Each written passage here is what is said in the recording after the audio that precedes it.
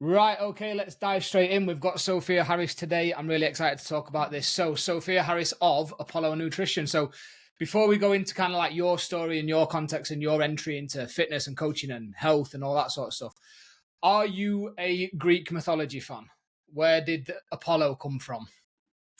So it's my dog's name, and I used it when I couldn't think of a name for my business, and I was like, I'll just call it Apollo Nutrition for now, and I'll change it at some point. But then after like a year, and I'd had my Instagram page going before I qualified, I was like, I can't really change it now. And then it just sort of stuck. Part of me, I love that it's named after him, but then I also do wish that I'd just used my own name, really. I like it. I think it's good to have one of the things that I'm sure we'll talk about is again building something bigger than just you Mm. when coaching. So I think it's definitely beneficial for that. But again, I'm a bit of a mythology geek. So as soon as I realized that we were going to be talking, I was like, first question, I need to know is she a No, I just love like Greek names for huskies. yeah. Like, yeah, I just think that they suit them so much. Like Yeah, I mean, he Hawk is a and pretty cool dog. Hercules, and he is a very cool dog. He's feeling very sorry for himself now, as you know, but yeah, he's super cool. He's great. I would feel sorry for myself if I got a cone around my neck as well, to be I honest. know, it's awful. Like, he's so clever as well. This is the thing with huskies, you can't take your eye off him for a second. So he can pretty much get out of his cone. Like, he just puts his paws on the back of his head and pops it out, and it's as tight as it can go, but he can wriggle, and then he's just trying to scratch his wound. He was trying to scratch it on the wall yesterday. Like, he's too clever for his own good. So, Houdini the husky. yeah, they are. They're little The, escape artists as well. So it's eventful with him. your post the other day was brilliant about him comfort eating. Yeah, yeah. Because it's so sad. He can't go outside. He can't have any like exercise stimulation. He can't go see his friends. He can't even like walking around. He loves rubbing himself on bushes outside. He's just dogs. They've all got their weird quirks, haven't they? So he can't do any of that stuff. I can't. You can't even play with him with his toys because he's got to stay still. So Mm. what does he have? Like, yes, we're comforting him and tickling his head and whatever, but like food is something that's providing him some comfort, some joy, a bit of distraction. And it's the same as us, humans. There's nothing wrong with using food to soothe yourself or for comfort at times. And yet you want other coping strategies. And normally he would have other coping strategies. But while all of that's removed, I don't give a shit if he gains a few pounds over the next few weeks while he's not able to move around as much. 100%. And I think that's something that a lot of like, we're doing this in a backwards order. We're already talking about that stuff, but it's fine, right? So, Instagram, people talk about relationship with food and diet culture, and there's so many different camps at the minute. But I think Mm. something that a lot of people don't pay attention to, and it's something that I used to be very, very clear with body and brain clients, is people comfort eat because it works, Hmm. because As it long makes you as it feel is work, better. as long as it is working right. So this is my thing with comfort eating. If after you've eaten whatever the food is, it's given you comfort, maybe it's brought back some amazing memories of when you've had that food before, or it just tastes great and you really enjoy it. And then you can move on with the rest of your day and crack on, and you've genuinely felt comforted. Amazing, fab. But if it brings with it guilt, resentment, Yeah, shame, you yeah, feel worse, that's when it's not comfort eating. You're eating for distraction, you're eating to numb feelings and emotions. So if yeah. I the couldn't food is agree more. actually serving the purpose, amazing. But if it's not, it's like, right, we need to delve into that a bit deeper. Yeah, absolutely. And there's, I'm sure you've got a ton of different tools and strategies and stuff that you'll use to kind of like almost start bridging that gap with people. But I am gonna, we'll come back to this because I want to know about your, because this is a conversation that we've not actually had. Obviously, we've spoke at a few events together, and well, it's not even a year, is it, since we like properly met? I don't think it's not Nearly even a a year. year. No. Nearly a year, yeah. So it was EIQ time, so April last year. So I don't actually know your personal kind of like entry into fitness. Was it straight into coaching? Was it you had background in fitness and then into coaching? What? So I want to know that because I think it always gives a lot of context for who somebody is as a coach. Hmm. Yeah. No, definitely, I agree. So I had had issues with food for as long as I could remember, like from childhood. And I'd always like eaten weird, had strange behaviours with food. And when I was younger, that developed into anorexia when I was 14. So my mum and dad both massively struggled with their mental health. They still do now. And me and my brother were kind of very much left to our own devices. So it was very easy for me to be like, oh, I've eaten earlier, or oh, I'm not hungry. Like, we didn't sit down and have meals around a table. So it was easy for these habits and behaviours to build up and start to spiral out of control. And then as I was losing weight, my parents were giving me more attention.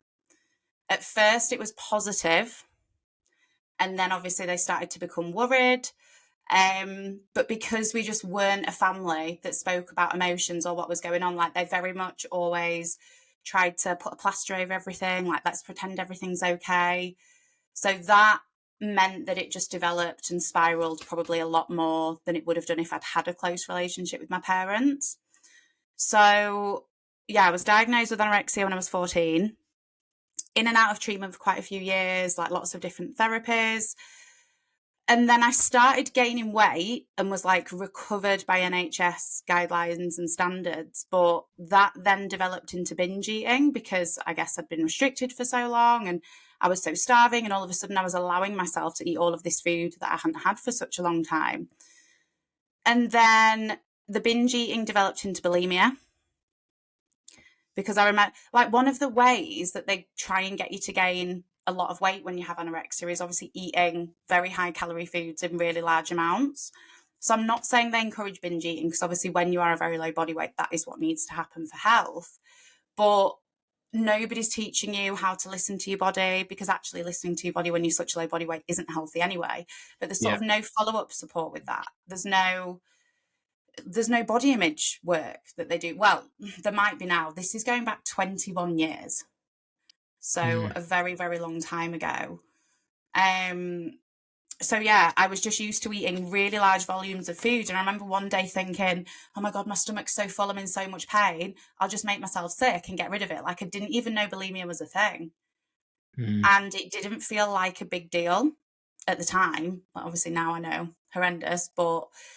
And then that developed back into anorexia. So I was just stuck in this cycle from the age of 14 to like 24, 25, struggling with various different eating disorders, quite extreme disordered eating. And at that point, I moved in to live with three of my best friends. And we would all make meals together and I'd see how they would eat. And I was like, oh, like, they'd make a meal and I'd sit down and eat it with them and everything would be fine. Like, nothing bad would happen. So that was sort of a big turning point for me, because I had like structure, I had support, I felt safe where I was living. Because the whole time I was struggling with eating disorders, I was in and out of really toxic relationships, like, partying a lot, drinking a lot, getting involved with horrendous men who I loved at the time, but, really weren't good for the fact that I was struggling so badly mentally. And I was massively trying to seek validation in my physical appearance, thinking that that was going to make me happy. So, yeah, living with my friends really helped me sort of turn a corner with that. And that was when I properly got into resistance training. I'd always used gyms from the age of 16, but very much for the wrong reasons, to try and be Yeah. skinny, just doing hours of cardio.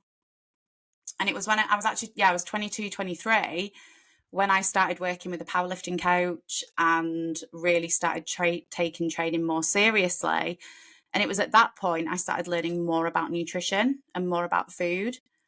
And I was like, fuck, had I known all of this stuff, I don't think I would have struggled with eating disorders for as long as I had. Had I known what my body needed, why it needed it, how fueling it was going to support my training. And that was still very disordered, because I wasn't thinking about it in a way of just to support life and health. Like, it was all very much, oh, well, if I want to build muscle and look like I train, I have to eat a certain way. So that's still Yeah. disordered, Yeah. right? Yeah. And then I just started getting into lifting more. I was really, really strong at one point, which was great. And I think viewing my body more in that way is definitely healthier than sort of trying to be skinny and just doing hours of cardio. Yeah, you mentioned you mentioned about like you not being sure if there's any sort of like body image work or relationship with food work, and you mentioned hunger signals and stuff like that. Even now, still, the DSM-5 is still very clinical. Obviously, like Mm, the kind of like criteria and almost like action steps still very very clinical. And I don't know if there is any of that sort of work, but I would imagine that's massively why you do what you do now and the focus that you put yeah. on now. So then you got into powerlifting and training finally more, whether it was intentional for the body functionality side of it or not, or whether it was you've now got something to focus on that's more positive. Uh, Otherwise, did you ever compete in powerlifting? Because you shared a picture a while ago. Actually, when we first met you, I think you were just about to speak at our event. You're stacked. You're like, and you were talking about you'd been deadlifting wrong or something. Like, so now, like again, I only knew that you'd had a history with eating disorders because of some of the things you've posted on Instagram. So to know that, to see you now, even just from a physical sense, on which again is barely important at all, the turnaround is fucking massive. Yeah, it's cool, isn't it? Like, I love having muscle. I do. Like, I'm not going to lie and say that I don't love the way training has had a positive impact on my physique and on how you can sculpt your body. And yes, there's so much more to you than that, but there's also nothing wrong with having physique goals and with enjoying the way that training can influence your shape as well. I Um, agree, completely agree. yeah.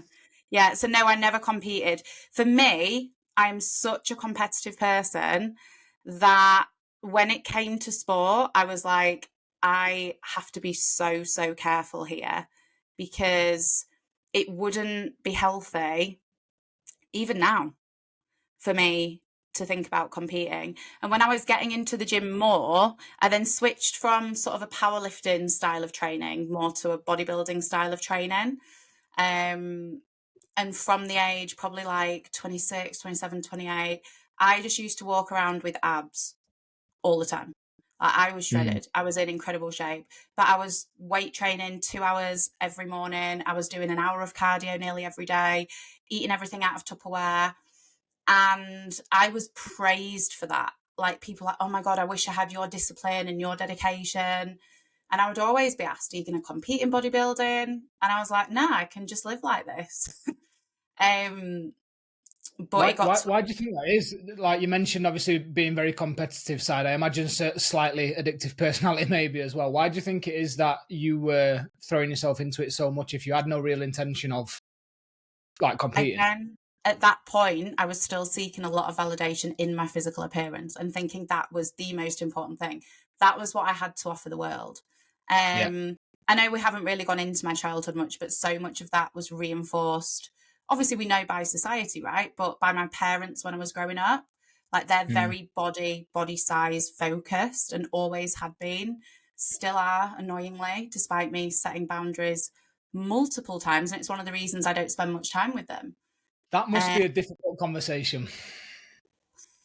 it it is, especially because they know how much I struggled with eating disorders when I was younger.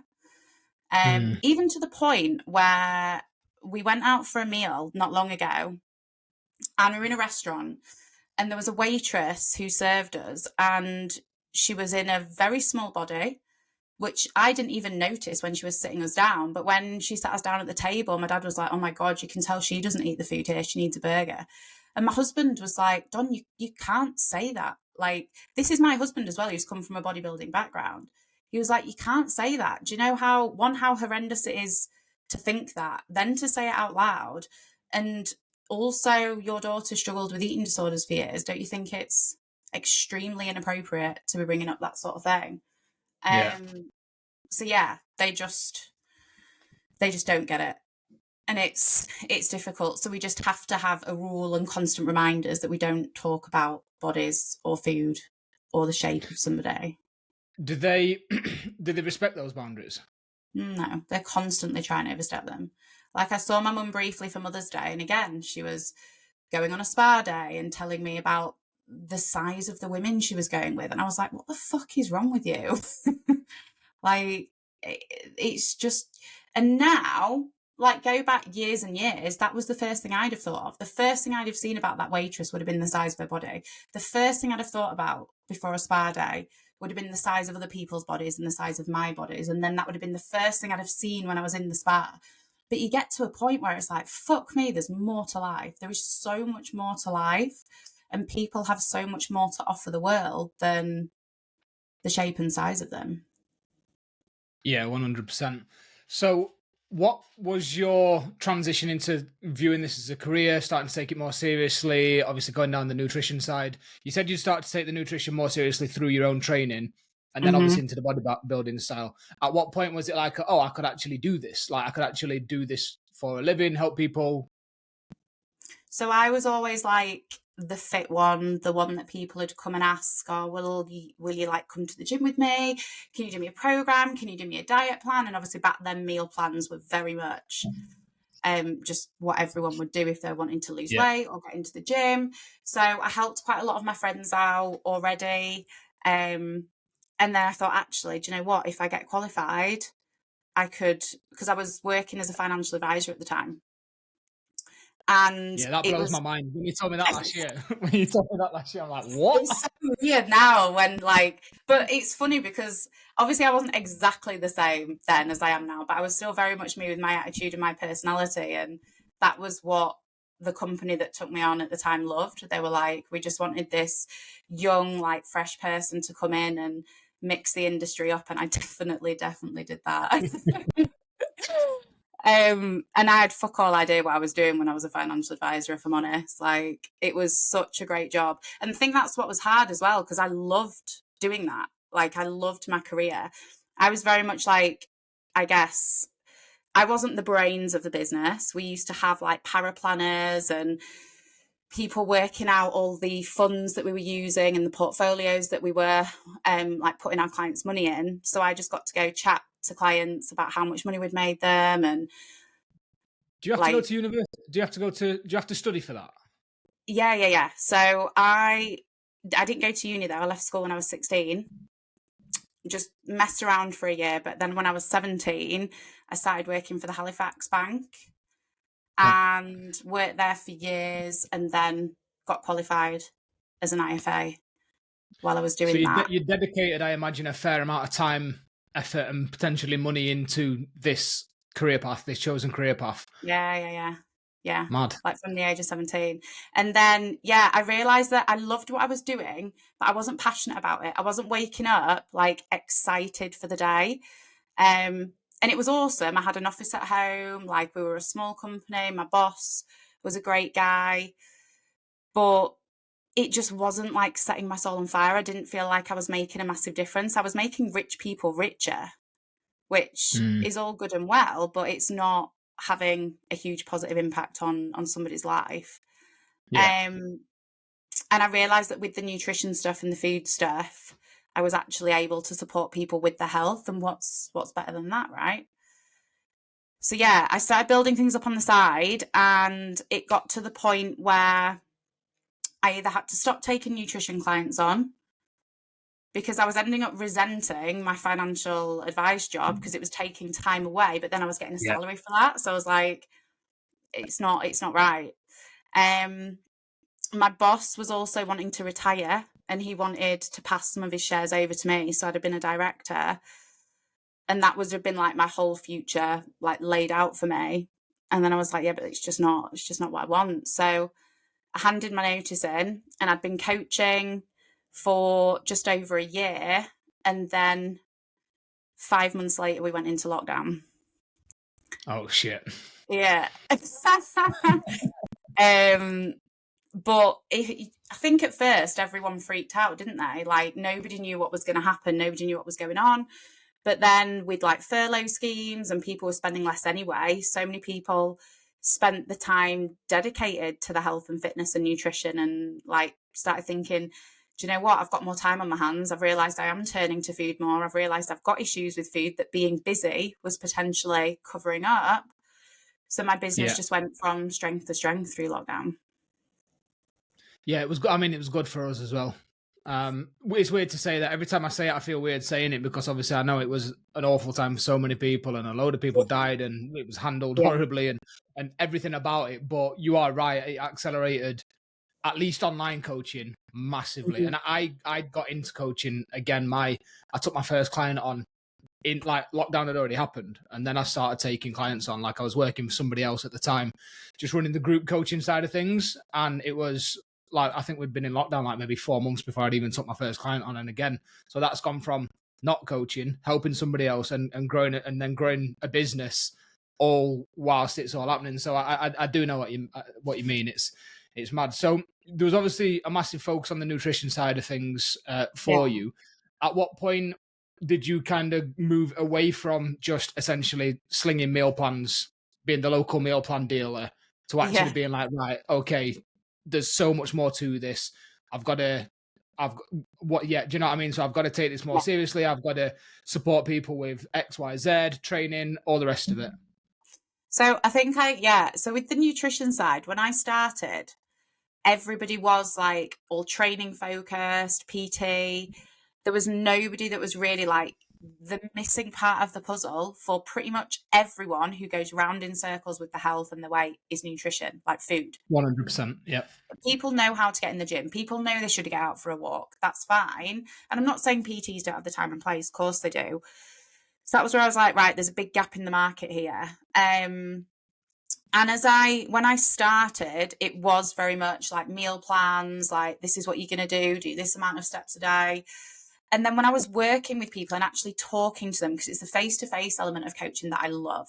So I could never be an online coach that just type replies and responds over email or an app. Like, yeah, we have all that stuff, but all of my clients have Zoom calls, we voice note each other, phone calls if they can, do Zooms.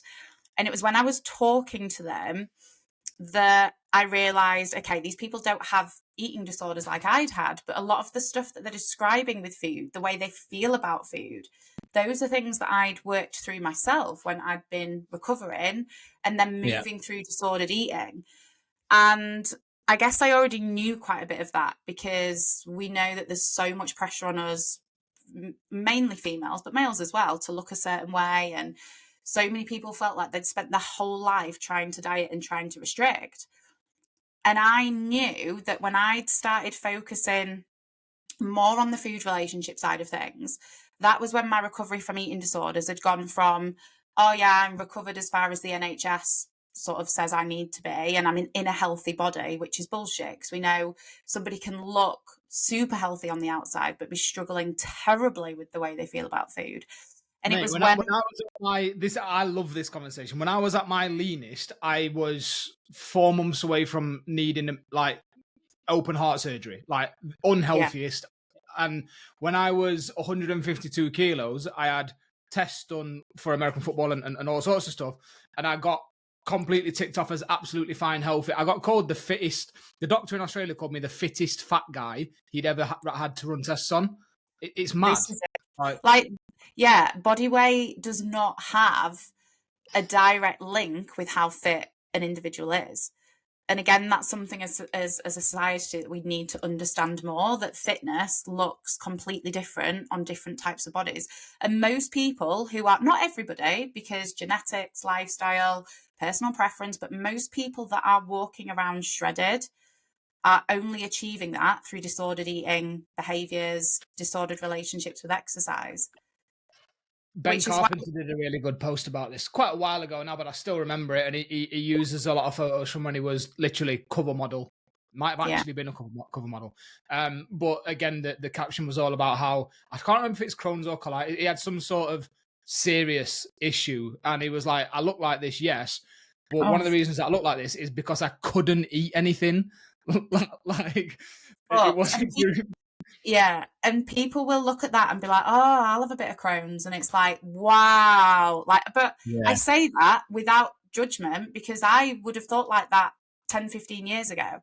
Like, now if I'm working with clients and weight loss is one of their goals, because most of our clients, I say 70% of our clients have a fat loss goal. And, you know, if they've had a week where they've been poorly or they've had a stomach bug, Like, we won't ever talk about that in a positive way. I'll be like, right, we're not weighing yet. It'll probably be down, but it's not something we'd celebrate. It's not accurate. And that's something I'm really passionate about talking about with clients, because this whole narrative of, oh, you've had a sickness bug and you've dropped a few pounds, like, give me a bit of that. It's like, you've physically not been able to eat. Like, it's just fucked that we would then think that that is a positive, because we're told that smaller and leaner is always better at all costs.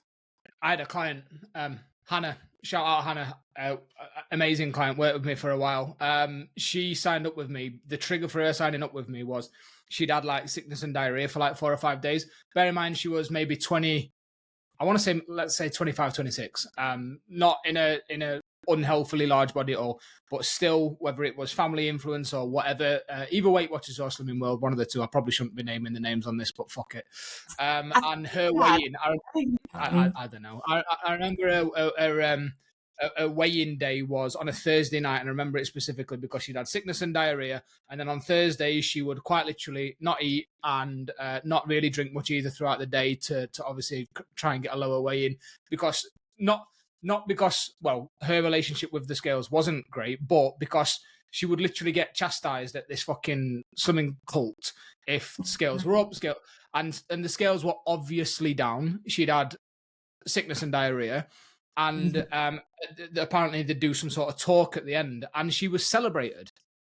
She was celebrated to the rest of the people in that group in attendance for her weight being down. She'd had sickness and diarrhea and not been able to keep anything down, and that was the catalyst for her to go, yeah, this is fucked. Yeah, it's horrendous. Yeah, this is fucked. Anybody that values health would surely be like, even if, you know, they're struggling and they're trying to lose weight and doing it in not great ways, like, in the back of your mind, it's like, this poor girl has been shitting herself and throwing up for days. Yeah. Like, why are we all clapping and giving her a certificate saying 2 pounds down or whatever it might be? Mad, isn't it? It's crazy. Have you seen that Diabetes UK are partnering with Slimming World?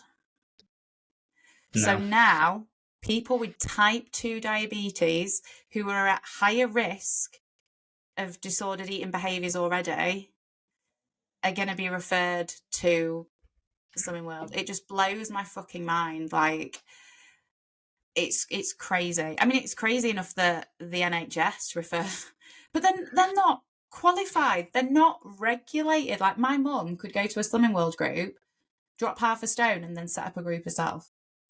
And then our NHS send people. I'm just going to say, I feel really strongly about this because my mum's been in and out of them her entire life and really, really, really struggled. Like, all of my family are larger bodies, really, really struggled with it. She's, to be fair, she's just signed up with one of ESG's coaches. She's working with Maureen. Finally kind of like, yeah. But again, it's not my mum's fault at all. Like, she goes, she does well, and then obviously the normal happens, but it's been in and out her entire life to the point where she doesn't know I don't think she knows what's right or what's wrong anymore. And she does now, because she's actually turned a corner, and it's like amazing to see, and she's like really, really motivated, and it feels a little bit different this time because she's actually gone out and signed up with a one-to-one coach and all that sort of shit. But I feel so strongly about it because I've seen firsthand, like, the relationship with food and weight and exercise that it's given to my mum, and which is, again, not my mum's fault at all, had an impact on me when I was younger and my relationship with, like, food and dieting. And again, this is not my mum's fault at all, but I remember times where I went to those meetings, you know, like, my mum would pick me up, she needed to go and weigh in and stuff like that. It's fucked. And if that, without going off on a completely different tangent, if the fact that they're now referring people to Slimming World doesn't show people that there's ulterior motives at play and that there's definitely some financial gain to be had for someone somewhere, it blows my fucking mind. I know. And it isn't, like you said, it isn't your mum's fault. Like, nobody that struggles with this stuff. And when I was struggling with all of this stuff, it wasn't my fault. I was doing what I thought was best at the time. Exactly. People go into this stuff they go into this stuff with great intentions. Nobody joins Slimming World and thinks, oh, I'm going to fuck up my relationship with food. Nobody starts a diet and thinks, oh, I'm going to get obsessed and then end up stuck in a yo-yo dieting cycle for years. Like, people are going into it wanting to feel better, wanting to improve their health. And then it's so often these ridiculous fads and systems and rules that are in place that are letting people down. But like you've said, it becomes like a cult, and people think, oh, you know, I've got to keep doing this, I've got to keep going, it's the only way, or they go from one fad to another. Because actually, and there's more of us talking about this relationship with food, like the fact that the basics work and it doesn't need to be that complex. Thank God there are more people talking about it now. But unless you're on Instagram, what, you know, you go into a doctor's surgery and those are the adverts you see. On bus stops, Leaflets those are the every adverts you see. In Holland and Barrett, it's fucking skinny teas and, boom. you know, so unless you are in our echo chamber, which unfortunately most people aren't, then it's so difficult. And I work, you know, I'm working with a few people at the moment in their 60s and 70s who have been struggling with this stuff for their whole life. And I'm just glad the people that we get to talk to and the people that we impact aren't going to have to suffer for that long. So let's talk about that a little bit more now then, because you mentioned you work with people on relationship with food, and it was like it almost came up just through conversations, and you'd obviously noticed that was that was obviously prevalent in your clients, and it was obviously something that needed addressing, and get something that everybody's clients need to address, and a lot of people don't, but that's obviously a different conversation. So you also, backtracking a bit, you mentioned that I think you said 70% of your clients also have a weight loss goal. Something that you do very well is tie together people that have an aesthetic goal and also have a relationship with food issue that they need to work on, and body image and stuff like that. I think a lot of the industry at the minute, you're in one of two camps. And it's the, you need to fix your relationship with food and forget about fat loss, or it's like, we'll get you fat loss, but fuck your relationship with food. Like, even if it's like a for now thing, and there are other people out there doing it, but you're kind of like, you've got a foot in both camps and you're towing that line very, very well, because I think that is the way forward. It is. You can have fat loss and work on your relationship with food. And I think there's a lot of people out there that are seeing camp A and camp B stuff, that are waiting for somebody like you and the other coaches that are doing it to come along and say that, and going, thank you, fucking thank you. I can't, you mean I can have both? So talk to me a little bit about that, because again, there's a lot of people out there that either think it's not possible, say it's not possible. How do you go about actually working on that sort of stuff? Because again, it can be slightly contradictory, but you guys do it really well. So much of it comes down to understanding, and your client understanding as well, exactly what they want to achieve and why. Doing a lot of work around what health looks like to them. So health, we've moved from health just being physical. Now we know that health is physical and mental, but actually we've got physical health, mental health, emotional health, social health, environmental health, financial health. We've got all these different aspects of health. So we spend a lot of time initially talking to our clients about their values. So what's important to them? How do they want to live their life? How do they want to show up? And then what does health look like to them? What's important to them? And then so much of what we recommend and so much of the programming that we do is to fit around the areas of health and their values. And that's so important, because so many people are just aimlessly seeking fat loss and they don't know why. Like, and of course, just having an aesthetic goal because you want to feel a bit more comfortable and confident in your body, or you want to diet for a holiday, that's more than okay. But actually, for people where they have struggled for such a long time, there's going to be so much deeper meaning to it than that.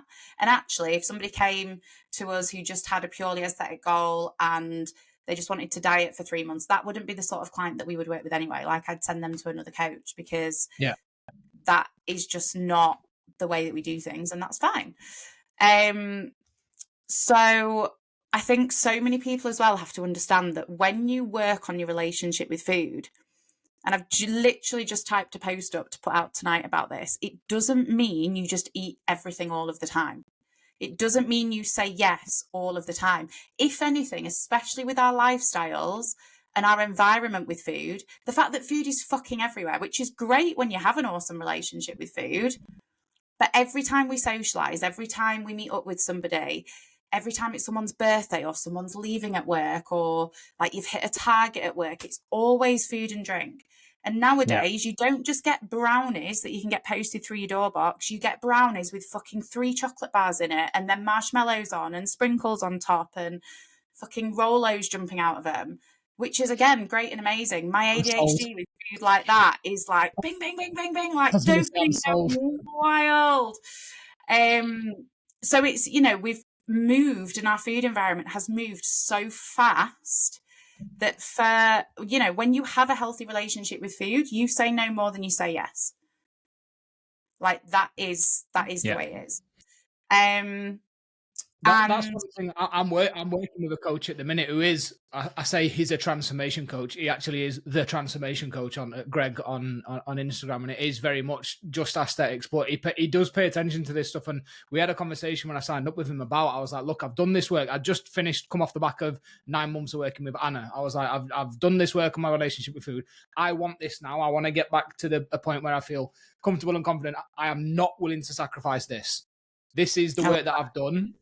Can we work around it? And he was like, yeah, and he's in the same boat as like even him, who looks like a fucking Greek god, like somebody's chiseled him and again gets incredible physical results. Is what he said is like, that's the thing about relationship with food that I think a lot of people aren't talking about, is that saying no to everything and not being able to have a donut is a poor relationship with food.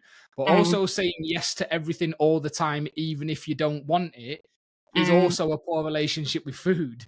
Yeah. And for whatever reason, people think, oh, if I'm working on my relationship with food, I'm going to eat everything. Well, maybe there was a time where I was working with Anna where in that exploration phase, I was. Yeah, you do. I went through that for like more. 5 years. And I was like, oh my God, I can have all of this. And I did overeat and I did gain some weight. And that's part of, like you said, the exploration phase and learning to trust yourself, that you aren't going to stop yourself eating those foods again. You aren't going to ban yourself from them. Like you can have access to them and it's okay.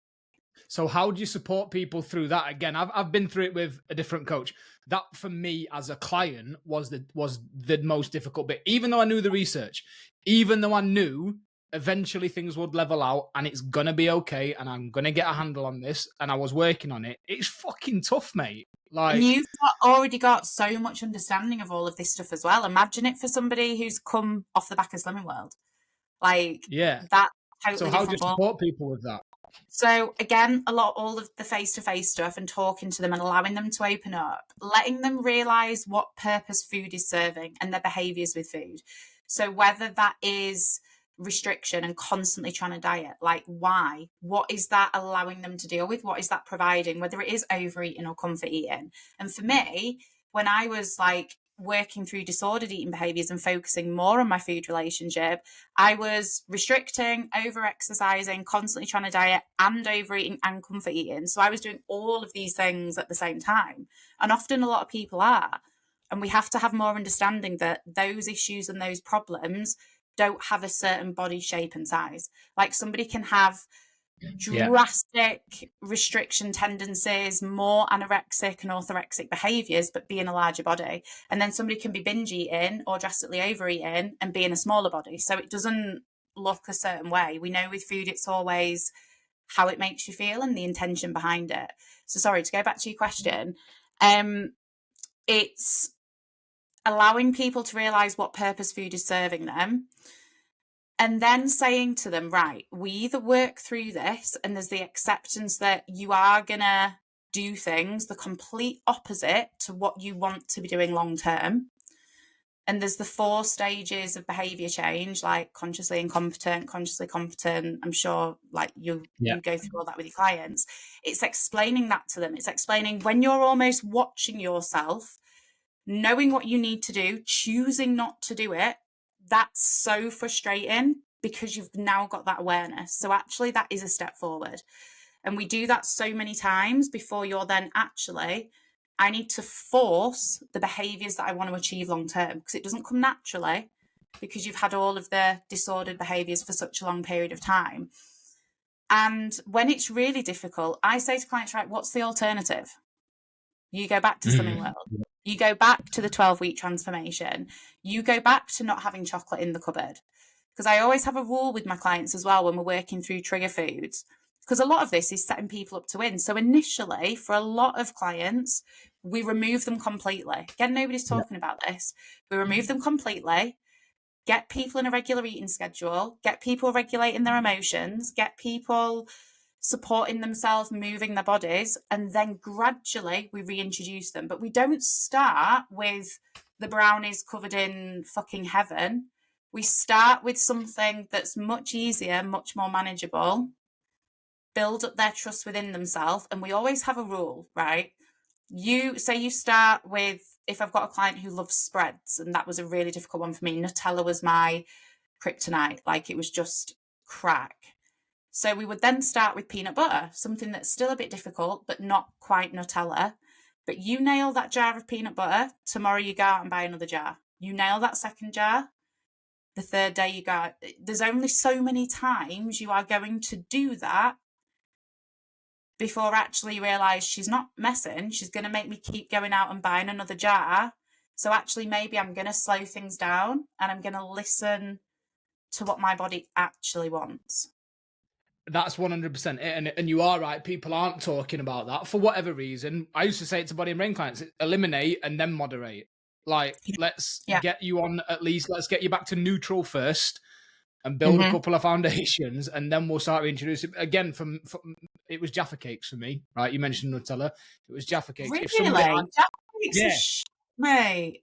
In it, right? Do you know what it is? I think it's a sporting background. It was like one of those easy to eat things, like after training, long training sessions and stuff. And again, when I was huge, it was eat everything you can find.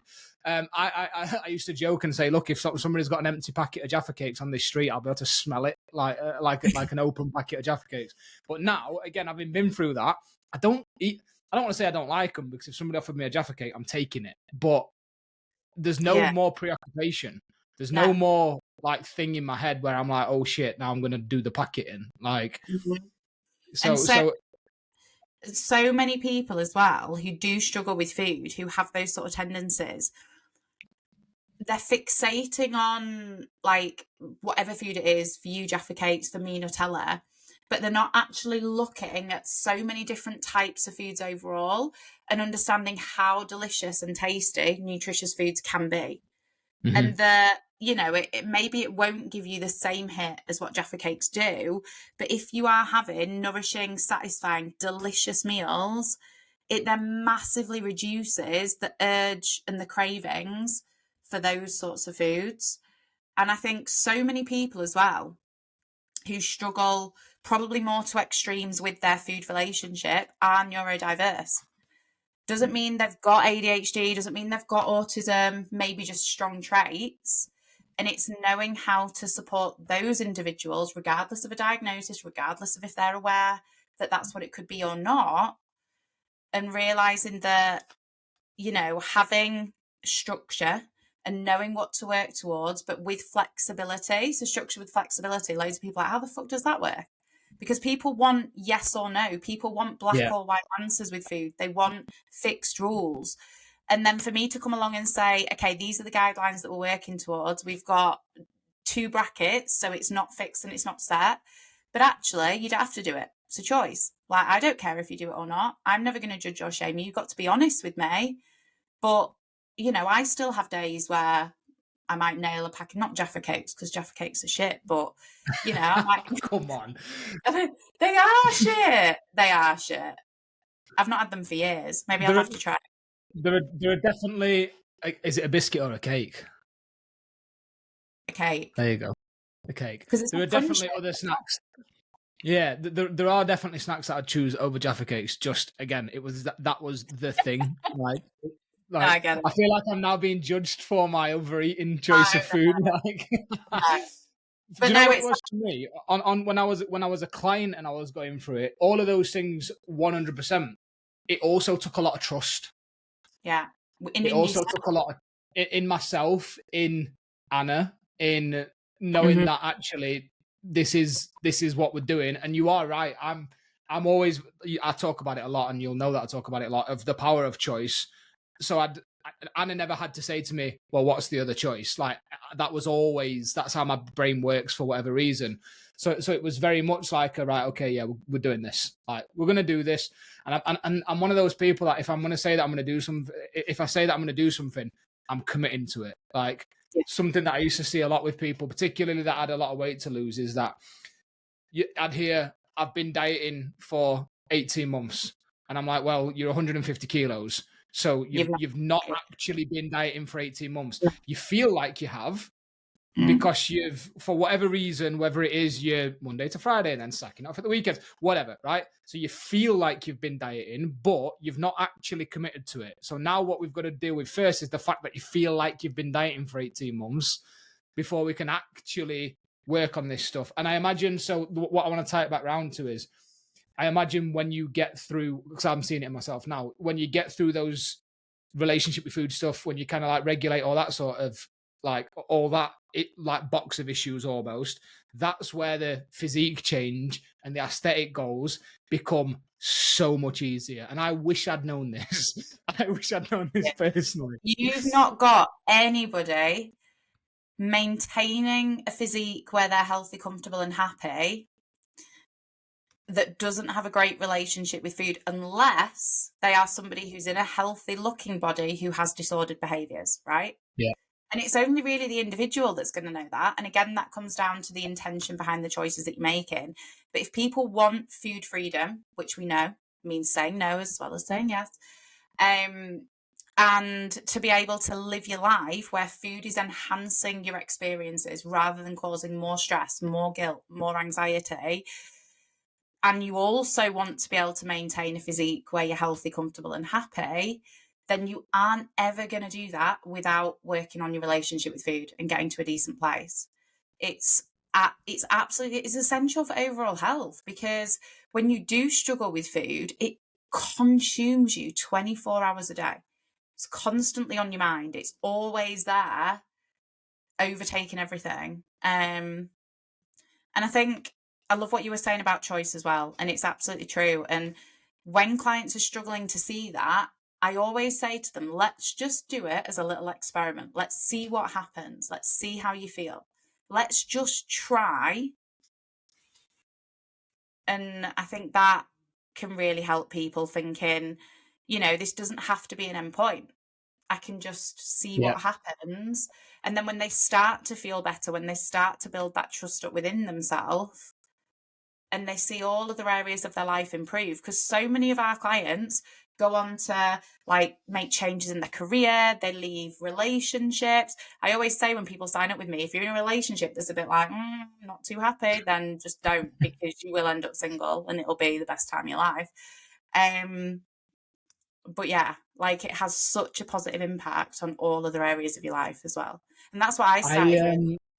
I did an episode with Patrina yesterday, and she said the exact same thing. She's claiming X amount of breakups, X amount of divorces.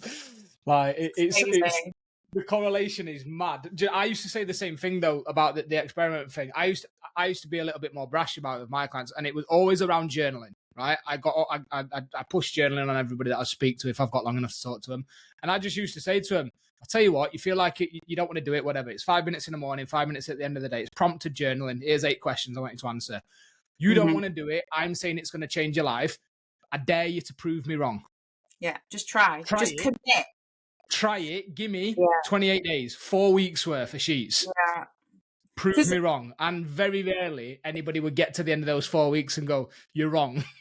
I know. Journaling changed my life. I remember having therapy, and this is years ago, they made me do it every day. And just having that safe space to get all the mess out of your head onto paper is so powerful, to start being able to sort of see patterns in things and look at the way that you're feeling, and realizing actually when it's out there, it isn't as scary as what it is when it's all flying around in your head and building up. And yeah, I think so much of this, and I try to, it's so hard because there's so many different areas that we have to talk about. And then with social media, you've got like a short reel, or you've got, you know, I've got my blue boxes and 10 are never fucking enough. But, and it's like, you know, what was I going to say then? It's completely gone out of my head. I just saw a bird land on the house opposite and I was staring at it. I had a really good point to make. What was I talking about? Tell me you're neurospicy without telling me you're Oh my neurospicy. God, yeah. That was something that was absolutely game changing with understanding my relationship with food, being diagnosed with ADHD. Like looking back and thinking, fuck, like obviously, yeah, I had eating disorders as well as ADHD. I'm not saying that it was all ADHD, but so many of my behaviors that led to eating disorders were traits of ADHD. Oh my God, I had such a good point there as well, and I've completely forgot what I was going to say. It'll come back to me when we finish. So Don't worry I'll let about it. I've got another question for you, and this is one of those like on the spot questions. So, you are quite obviously a good coach. We know that from the work that you do. One way I know it is because when we opened that box up saying, "Oh, we need a speaker for the anti-fitness event," I got fucking swamped by an army of your clients. So yeah. your clients wouldn't have done that if you weren't a good coach and you weren't actually delivering for them and doing what you say you would do and all that sort of stuff. What do you think it is that makes you a good coach? Oh, I think because I've literally been to extremes and I've seen it and done it all with food. I am the least judgmental person. Like, nail a loaf of bread and 3 boxes of cereal. I've probably done that 4 times over in one night. Like, nothing shocks me. Like, my clients are like, oh my God, I ate a whole box of chocolates. I'm so disgusting. And it's never, because this isn't appropriate when you're a coach to be like, oh, well, I nailed 4 one time. Like, I would never do that. Yeah. I'm like, so what? Like, it's a box of chocolates. It doesn't make you a bad person. Or if someone's like, I've really restricted, I've not eaten properly for 3 days. Obviously, I've done that to extremes and ended up in hospital. So again, it's not like who's done it worse or better. And I get into those conversations with clients, but I'm like, right, let's talk about it. I'm really proud of you for being able to tell me. Because again, so many of the conversations I have with clients or when I'm talking to people who are inquiring, they've never told people the way that they feel. They've never opened up about this stuff. They've never talked about it before. And I seem to have a way of allowing people to open up about these things without feeling judged, feeling safe. And the only way for us to start working through it is for people to be able to be honest with themselves and actually say out loud how they really feel. So yeah, I think people feel they can do that with me. And I do help people to feel safe and to realize their true potential as well. Because so many people will be like, oh, it's the way I've always been, it's how I've always felt. And I'm like, right, okay, cool. But we can change that. Like, do you know how incredible your brain is at being able to rewire and form new neural pathways? And we will do that together. Oh, that's what I was going to say. It's come to me. So much of like the changes we need to make. Good. I'm just gonna say this better be good because that was a great that we were on to something there. Go.